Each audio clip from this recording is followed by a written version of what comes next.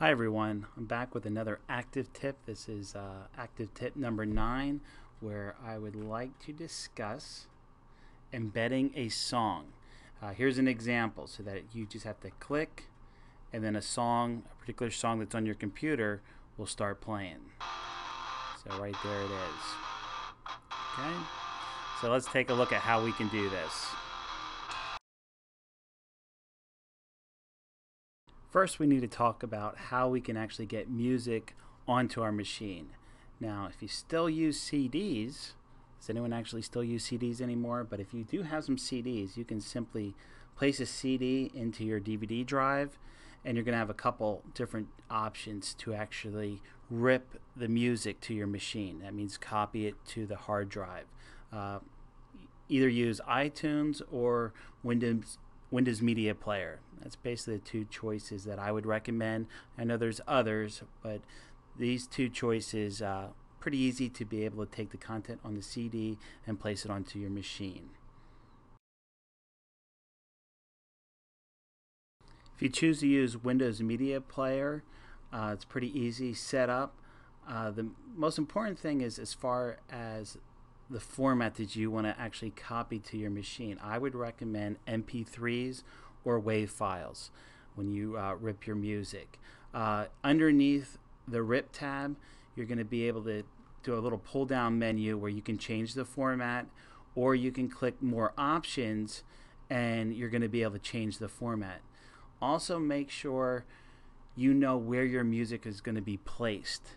So when you rip your music from a CD, I would recommend placing it in your media folder, which is actually on your physical machine, actual hard drive of your machine.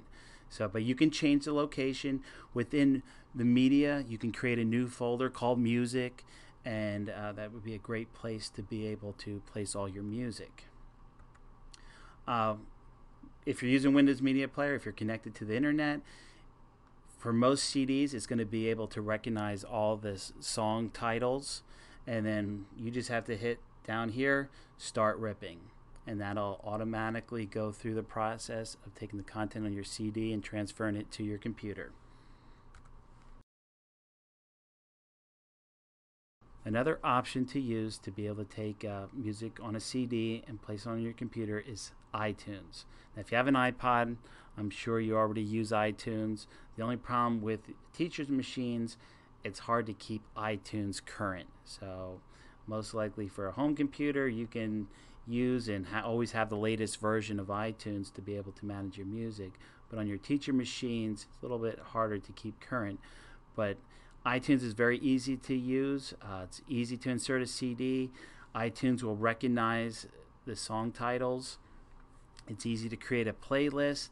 It's easy to take the songs on a CD and drag it so that you place it in the new playlist, and that will automatically burn it to your machine or rip them to your machine. But again, it's important to understand where your music, so you need to set up iTunes to place it in an appropriate folder that you'll be able to find, because it's important that we can find the songs that we rip, because the whole purpose of this is to put them into a flip chart. And again, I recommend the MP3 format. Now that we have music on our machine, what we would like to do is be able to have a link to play a particular song right through the ActivInspire software. It's pretty easy to do. All you need to do is go up to Insert and then go down to Link, and you want to do a file link. And then now the next thing you're going to have to do is actually find the particular song. That's why it's important to know exactly where you rip your music to, so you can find the particular song you want played. So you can see here on the C drive, I have a media folder. Within that folder, I have the iTunes folder, and so on. When you select your song that you want played, you're going to see this menu. And I recommend an MP3. You have a couple choices. So the first time I'm going to do this, I'm going to go through and I'm just going to have it linked as an image icon. And all you're going to see on your flip chart is a little speaker, and I'll show you that. And another thing, if you want to share your flip chart and you want that person to be able to hear your song, then you want to select Store File in Flipchart. then you just hit OK. And then this is what's going to happen. I have this link right here. I should be able to click it, and then I should be able to hear that particular song play. And there it is. Okay? If I want to stop the music, you can go up here and click this Stop All Sounds icon. Okay? And you have this little controller, so if I wanted to play it again, I could. So I'm going to get rid of that, but that plays that particular song. Finally, I'm just going to show you how you can actually link. Right now I have this image right here. I can actually have that image play a song. So let's go through this process as a quick little review, and then we'll be finished. So like I said, you go up to Insert. We're going to go to Link, File. Again, my machine runs a little bit slower when I'm running Camtasia, but I'm going to navigate to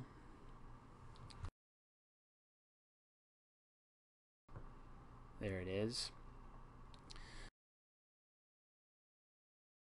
Go to where I actually burn this through via Windows Media Player. I created a folder called Music. So I'm going to open Music. And this was the CD that I ripped via Windows Music Player. So I'm going to go into there, click it, and then I'm going to select a song.